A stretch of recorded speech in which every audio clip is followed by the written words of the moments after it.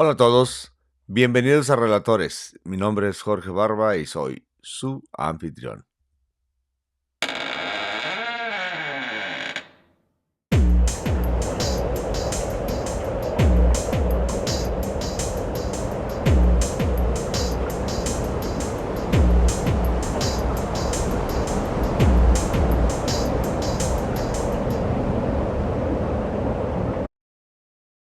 Feliz año 2026 y bienvenidos al episodio número 60. Esperemos que Dios mediante este año podamos hacer más, eh, ya que el año pasado dejamos la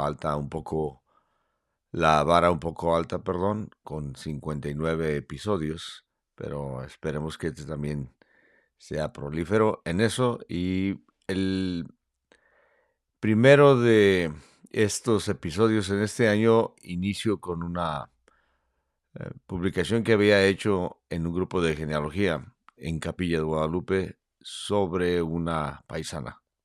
Y am, aprovecho aquí para ahondar un poco más sobre el tema, porque originalmente nada más fue una idea que publiqué, pero voy a ahondar un poco y quiero que vean cómo la relaciono.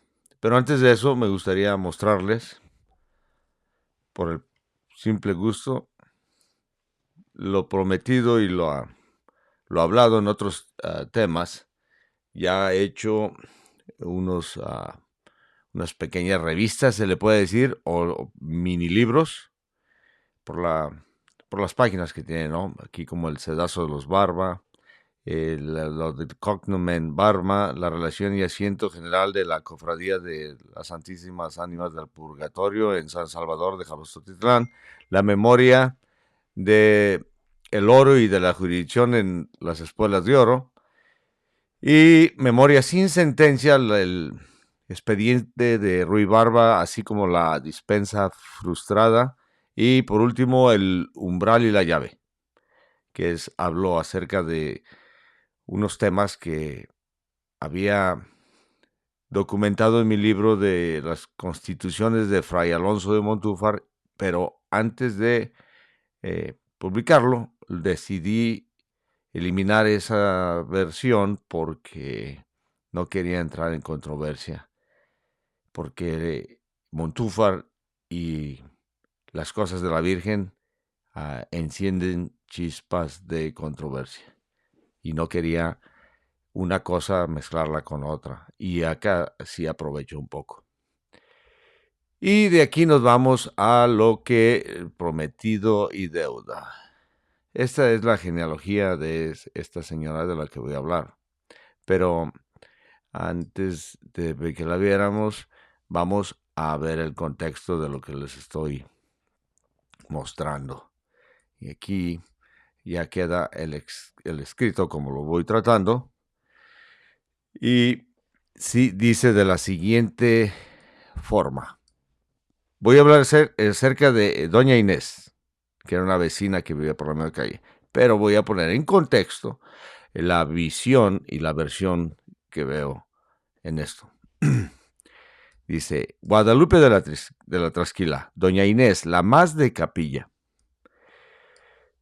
La genealogía, cuando se practica con maña de vanidad y no con disciplina de archivo, y digo esta maña de vanidad porque mea culpa y todos caemos al inicio de la genealogía, y bueno, hay gente que no, que se le quita, en la trampa de, especialmente a los altos, ¿no? La trampa de querer denigrar e inmediatamente asociar a unos mundos que nos hacemos en la cabeza de las personas en ese tiempo, basado en lo que es actualmente el mundo.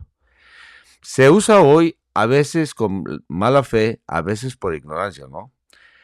Como si fuese un sinónimo de blancura.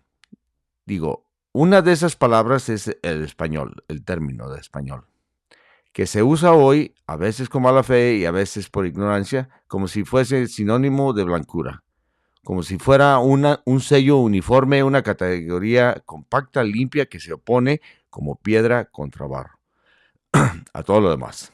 Y no, español en el tiempo del virreinato tenía otro significado y vamos a ver. Y de esto hemos hablado, mi estimado amigo Daniel Méndez Camino, Eric Reynoso y yo y muchos otros. Pero conviene estarlo recalcando porque somos criaturas de repetición y una y otra vez tienes que hacerlo. Aparte que para eso hice esto, para expresarlo. En el término hispano, la blancura es irrelevante como bandera. Lo que opera es otra cosa: estado, forma, calificación y casa. Español no es un color, es un nombre de república. Y dentro de ese nombre hay clases y subclases. Por eso conviene decirlo desde el umbral para que el lector no yerre el camino. No basta con ser español. Una vez más lo repetimos. Como un martillo. No bastaba con ser español. Porque si el archivo enseña algo, es que el mundo indiano no se ordena por pigmento, sino por gramática de vida. No nació la división en dos repúblicas del color de la piel, sino del miedo al desorden. Ello no niega su origen jurídico en la distinción entre naturales y españoles, tal como fue formulado por la legislación indiana, sino que describe la lógica con la que ese sistema operó, se sostuvo y se volvió legible en la práctica cotidiana del mundo novohispano tardío. No fue una ocurrencia tardía ni un capricho administrativo, sino una arquitectura deliberada para sostener lo que estaba funcionando sin quebrarlo. O sea, a los indios se les respetó su jerarquía. La pirámide social de ellos continuó. Una vez más, los que eran caciques principales y no se sublevaron y no cayeron en ninguna de las trampas, ellos mantuvieron su clase de nobles y aparte se les equiparó con la nobleza de los hijodalgos en España, ¿no? Así se levantaron paralelas y completas la República de los Indios y la República de los Españoles, no como bandos enfrentados, sino como cuerpos políticos distintos, gobernados con una misma gramática del orden. En cada uno hubo una jerarquía, cabeza visible y responsabilidad heredada, hablada ya como lo hemos dicho. En una los caciques, en la otra los nobles. No eran equivalentes en nombre, pero sí en función. Ambos existían para impedir que la casa, cualquiera que fuera su república, se disolviera en el polvo, porque ellos querían sostener más que nada la decencia entre estas clases. Por eso la sociedad alteña de la Nueva Galicia no midió a los hombres por el color, sino por la forma.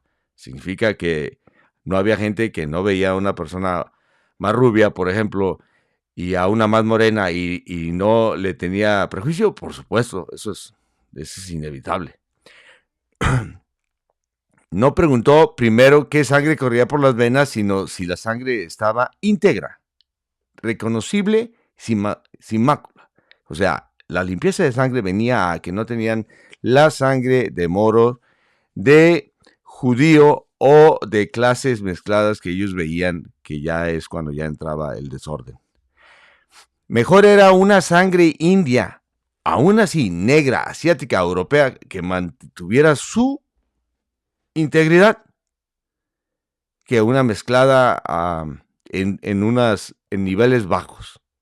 Por eso es que hay hasta ejemplos de negros en Europa que tenían estado noble en el Perú. Si mal no recuerdo, en el Perú hay unas personas que hay una pintura de negros completamente que tienen estado noble.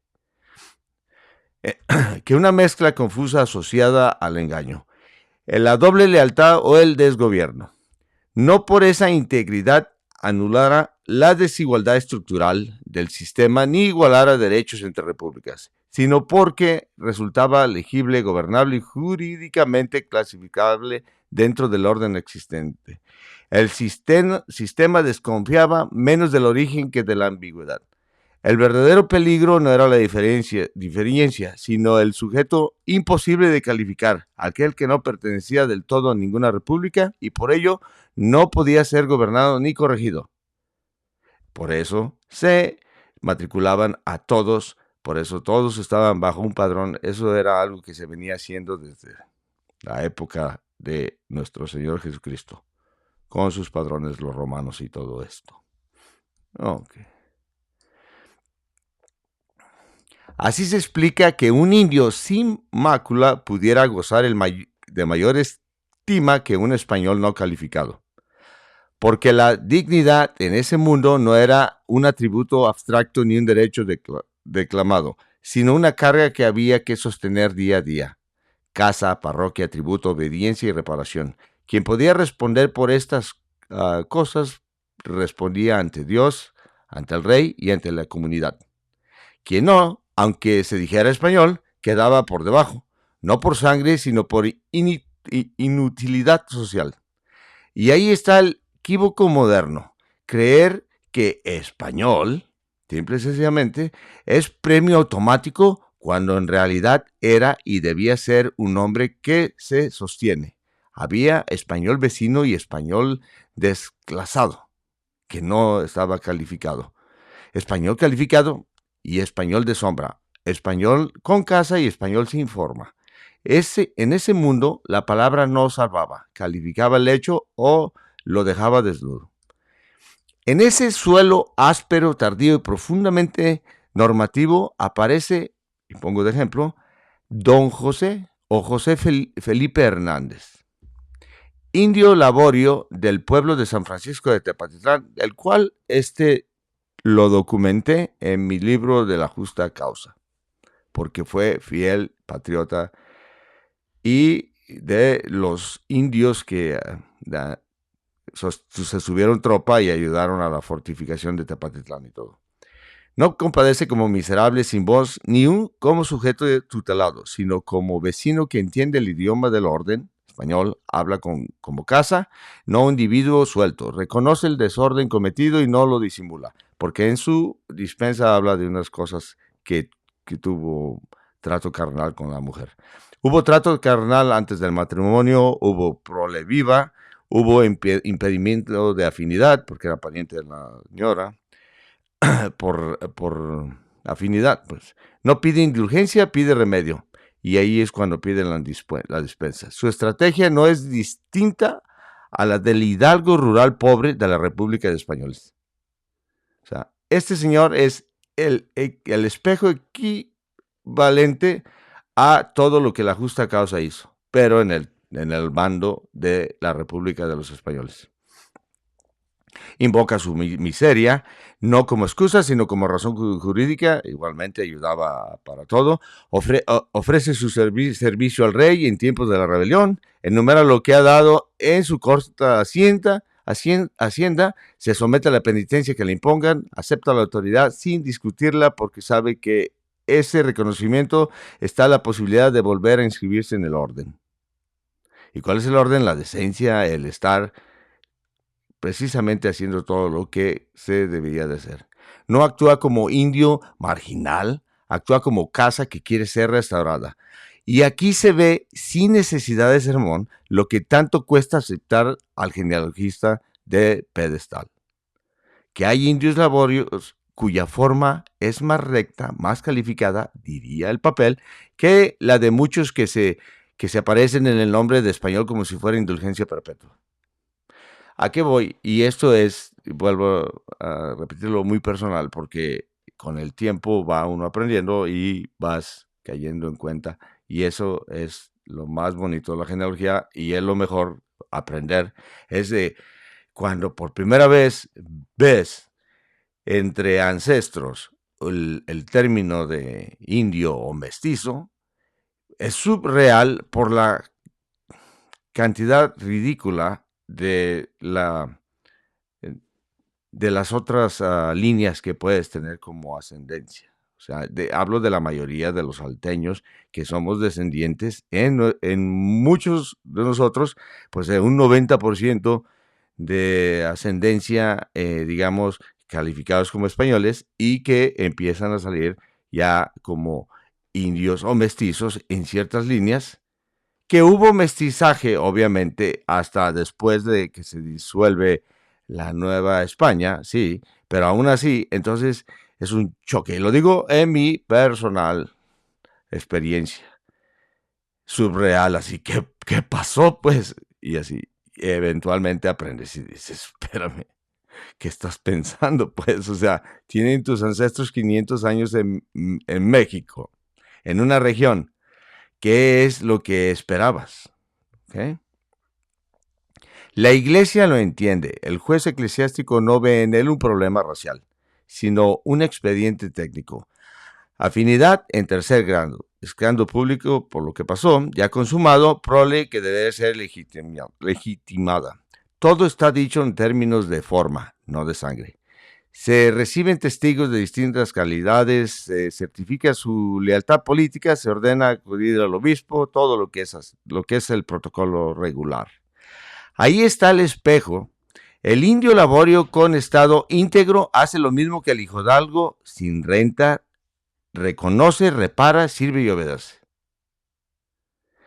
No comparten nombre ni república, pero comparten el procedimiento, porque la Nueva España no integraba por identidad, sino por responsabilidad, por la responsabilidad.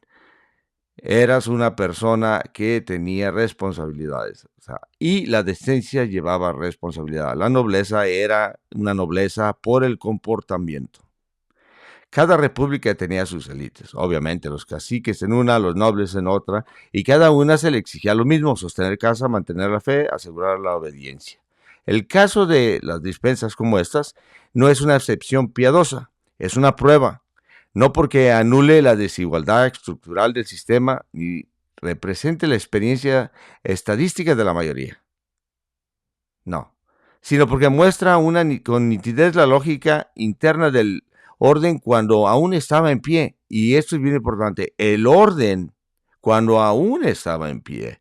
Los 300 años esos que ignora la historia oficial cuando te metes a Wikipedia, que se brincan de que en 1530 llegó Chirinos y sus huestes al pueblo de Tepatitlán, y luego se brincan a la insurgencia y elevan a insurgentes en Tepatitlán, y esos 300 años le llaman colonia, como si no hubiera sido virreinato.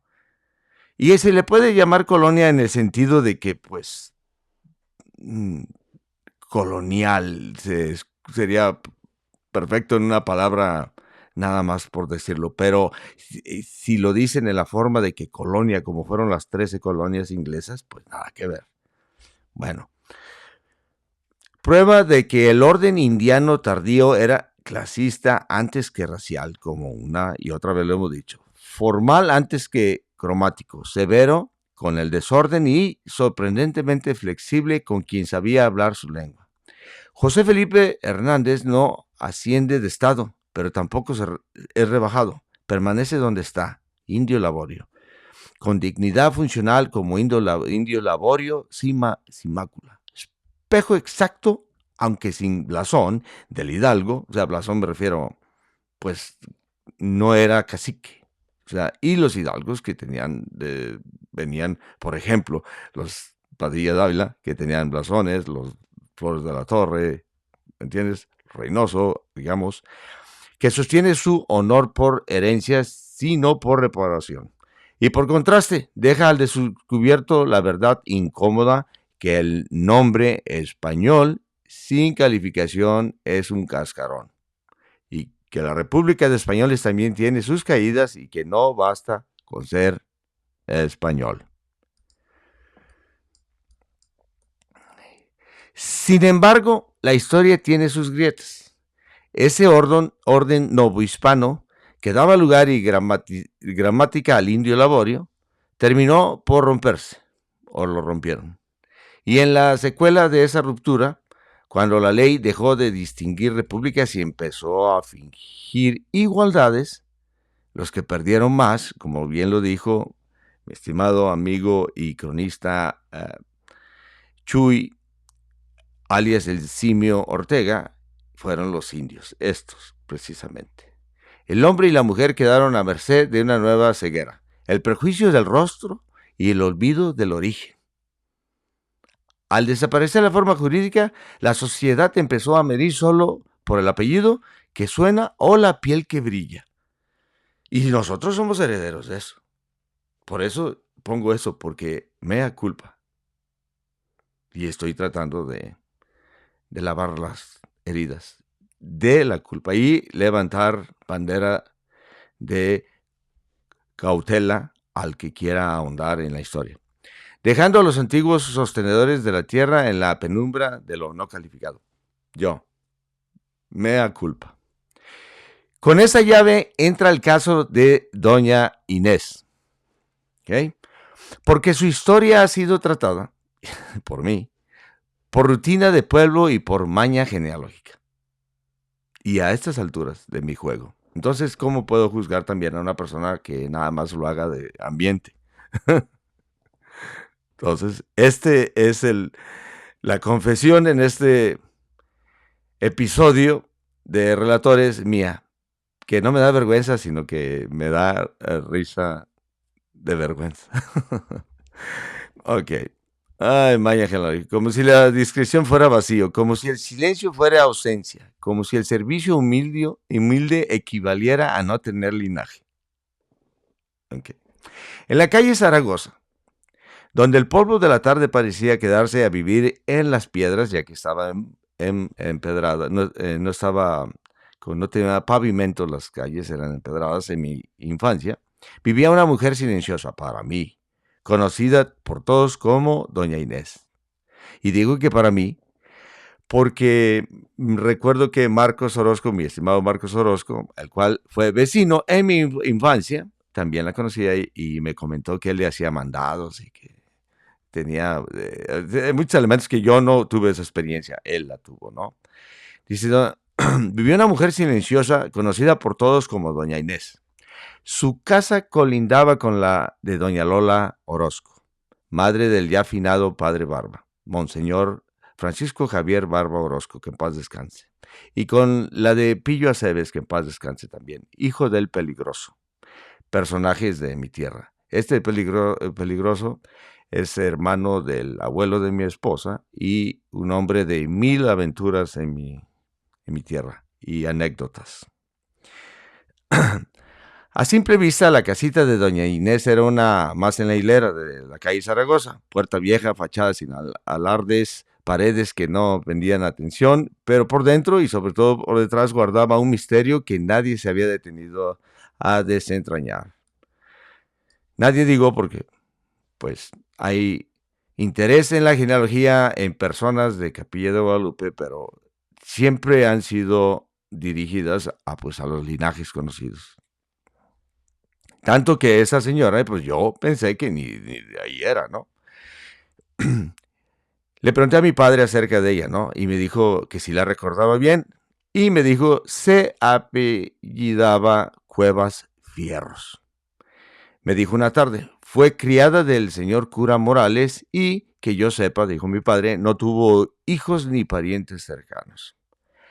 Porque mi padre es un erudito en lo de la genealogía, él sabe de todas las familias que obviamente conoció y sus parentelas y eso, y de ahí me viene a mí lo genealogista de mi padre.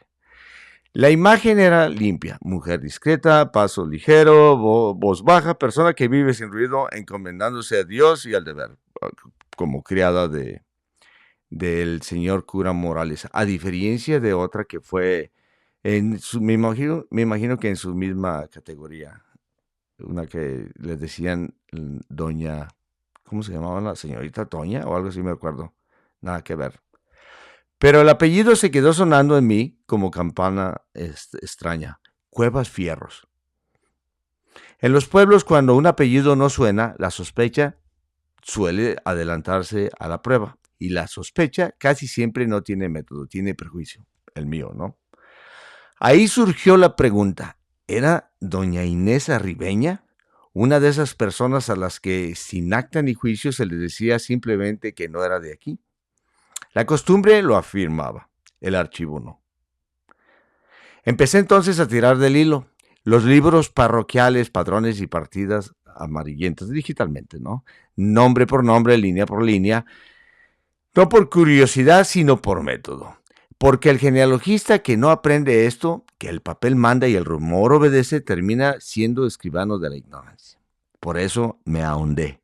Muy pronto apareció lo que la memoria oral no veía. Vecindad reiterada, padres, abuelos asentados en los mismos lugares, el rancho del Espino, el Cerro Gordo, nombrados sin vacilación por la tienda antigua, no tránsitos, no se movían, no accidentes, sin permanencia. La genealogía se extendió hacia atrás hasta principios del siglo XVIII y más allá, en otras líneas, no la directa de por lo Cuevas, confirmando una y otra vez lo mismo, arraigo. Doña Inés dejó de ser una figura sola y se volvió descendiente de una casa. La casa larga apareció por Cuevas y Salcedo. El linaje se sostiene sin quiebra. Por Fierros, Ríos y Casillas se hunde aún más allá del tiempo. O sea, llega más allá de lo que encontré por lo Cuevas y Salcedo. Apellidos que no sonaban no por nuevos, sino por antiguos en la región. Y que no son de las familias típicas de Capilla. Fierros, Ríos, Casillas sí, obviamente. Familias que estaban ahí cuando el lugar aún no se llamaba Capilla.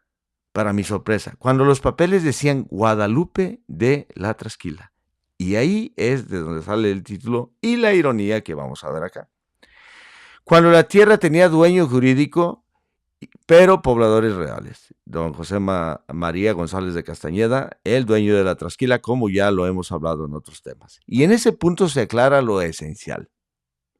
Doña Inés no es la India que el ignorante desprecia. O sea, voy a ser honesto. Porque la catalogué exactamente durante toda mi vida como quien cataloga a una persona que no conoce su proceder. La señora morena, chaparrita, tenía todas las características indígenas que puede una persona determinarse. Y su genealogía lo confirma. En la forma de mestizaje, obviamente que tiene líneas de españoles y tiene líneas de mestizos, pero al final de cuentas, pues acaba siendo en esencia mestiza con más de indio. Pero por eso a uno lo de el indio laborio y la explicación de que en la ignorancia de los archivos y de las interpretaciones, uno asume que el indio laborio automáticamente tiene que ser bajo y que valdría más haberle visto a uno de sus ancestros la palabra español, y no es el caso. Y por eso lo digo. Es descendiente de ese tipo de indios laborios íntegros que sostuvieron la tierra con trabajo y forma, que pertenecieron a su república con casa reconocible y que, por no tener blasón ni voz alta, fueron después degradados en el habla de quien confunde la nobleza con ruido. Lamentablemente, pero para eso estamos, para corregirnos, ¿no?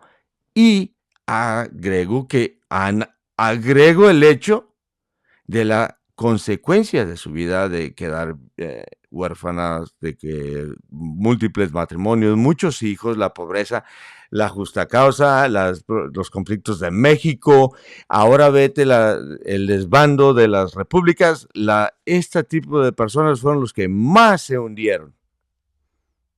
Pero su forma y su educación y la nobleza que traían ellos ya y en la educación continuaba. Por eso alcanzó a ser criada de un señor cura, que lo equiparo yo, ahorita en voz alta, a como si yo veo al criado de un obispo. Es en mayor escala, pero ser criado tú de un señor cura, pues te hace una persona de mucha confianza hacia él. Bueno, parece que en vez de un relato, esta fue una confesión, pero el año nuevo, vida nueva, y tenemos que sacar las culpas y los prejuicios públicamente. Y entonces se entiende todo. Doña Inés no era ribaña. Era descendiente de indios laborios en el sentido más pleno del término. Parte de esa clase íntegra, antigua y trabajadora que sostuvo la tierra antes de que la tierra tuviera nombre definitivo, Capilla de Guadalupe. No fundadora de escritura, pero sí fundadora de pertenencia. Más de la capilla que aún los de la capilla, que aún mis ancestros. Se puede decir que la mayoría de los ancestros de la gente que somos de ahí.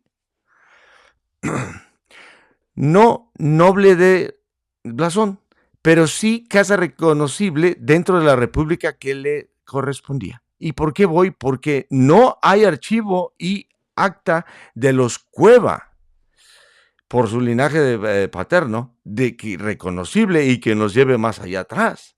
Pero eso no significa que la descendencia haya sido baja de clase. No, indios laborios.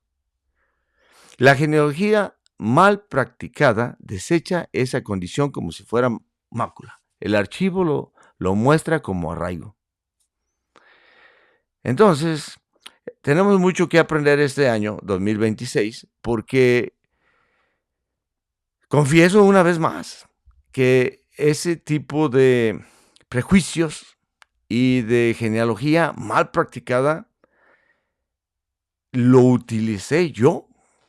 Y no es sorpresa, o sea, ¿quién soy yo? Pues me refiero, lo utilicé yo. Entonces, cualquier persona lo puede utilizar.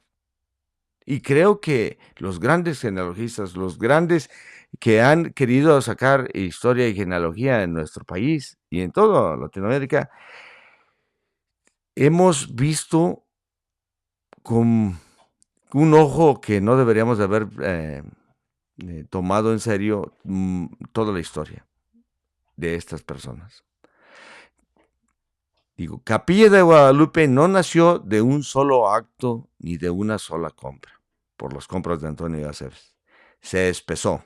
Antes de ser capilla fue puesto de San Antonio del Coleto o el puesto de San Antonio de Guadalupe o la Guadalupe de la Trasquila. Antes de tener nombre propio, tierra trabajadora bajo nombre ajeno. Los Cuevas Fierros no llegaron a Capilla. Permanecieron mientras Capilla se nombraba. No cruzaron la frontera se movió sobre de ellos. Por eso la pregunta inicial se disuelve sola. No hace falta absolver a doña Inés. El archivo no reconoce la acusación. Ella pertenecía por forma, por casa y arraigo a ese mismo mundo de indios, laborios y mácula que la ignorancia posterior aprendió a despreciar. Y en el reverso de esa misma verdad queda escrita la otra, la que conviene repetir contra la mala fe de los términos. No basta con ser español. No bastaba con que, es español porque tiene en la esquina de su registro de bautismo o del matrimonio. En el mundo hispano, la palabra de la Nueva España, ¿no? La palabra no redime, la forma califica. Doña Inés no llegó a Capilla. Y ahora sí vamos a ver la genealogía de Doña Inés para que vean hasta dónde llega. Se me movieron aquí las flechitas cuando la copié, pero bueno. Es doña María Inés Cuevas Fierros, hija de Ricardo Cuevas Reyes y de doña María de Jesús Fierros Moreno. Doña María, hija a su vez de Juan Fierros Ríos y de Marcela Moreno Hernández. El esposo de doña Inés, Emeterio Montes Sánchez. Don Emeterio, hijo de José Carmen Montes y de Porfiria Sánchez. Y esta hija a su vez de Higinio Moreno y de María Hernández. Don Ricardo Cuevas Reyes, por línea del padre, sería esposo de Magdalena Reyes, la cual fue hija de Bartolo Reyes y de Antonia. ¿Okay? Y a su vez hijo de Antonio Cuevas Salcedo, mujer de María de Jesús Camila Reyes y esta hija de Agustín Reyes y María Ignacia Arévalo. ¿Okay? Por los Fierros nos llega hasta Nepomuceno Fierros, que fue hijo de un José María Jasso y de una Narcisa Fierros. Y toma el apellido Fierros, común ya, esto es en la época de la Nueva España. Rafaela Ríos entra por don José Saturnino Ríos Casillas y María Encarnación Torres.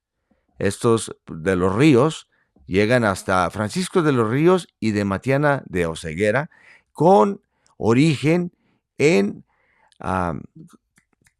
que sería Cotija, Michoacán, y que no me sorprendería que fuera de los Oseguera descendientes de los Oseguera de allá que están en el obispado de Michoacán y que se unen a los Navarro y todos esos, que es un linaje de los Fernández de Oseguera, escribanos de Toledo, que hay que dar mención, y que mi estimado amigo Daniel Valencia ha seguido por mucho tiempo y que tenemos una deuda de hablar acerca de ellos. Y por esta mujer, María Joaquina de los Dolores Casillas, pues entran estos Casillas que vienen de don Francisco Casillas el Viejo y de unos hijos naturales que tuvo aquí, y que vienen estos, y que son viejos pobladores, estos Casillas, en el Tepoztlán.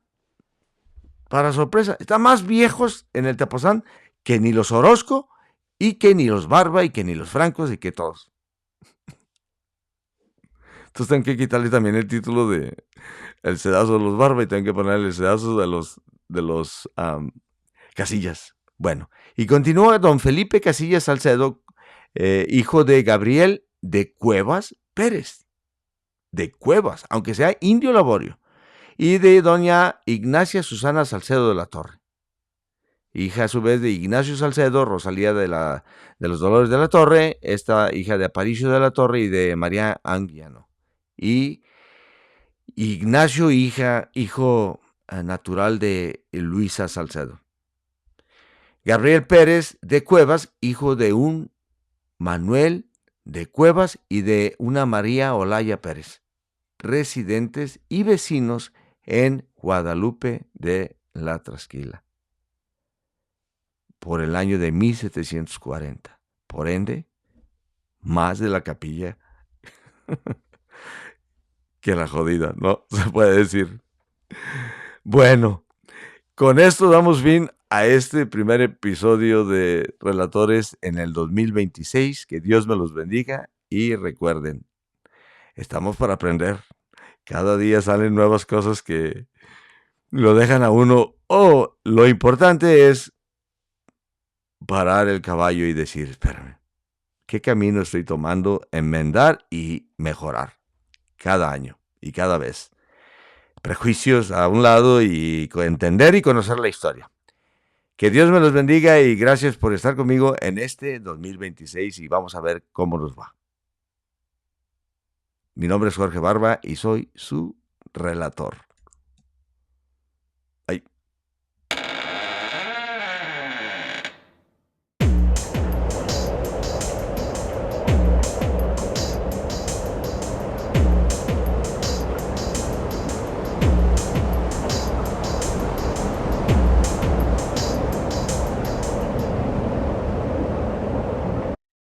No se les olvide suscribirse, darle me gusta y recuerden que poco a poco van a ir saliendo los episodios para hacerlos bien hechos y que sean de su interés. Que estén bien y que Dios me los bendiga una vez más.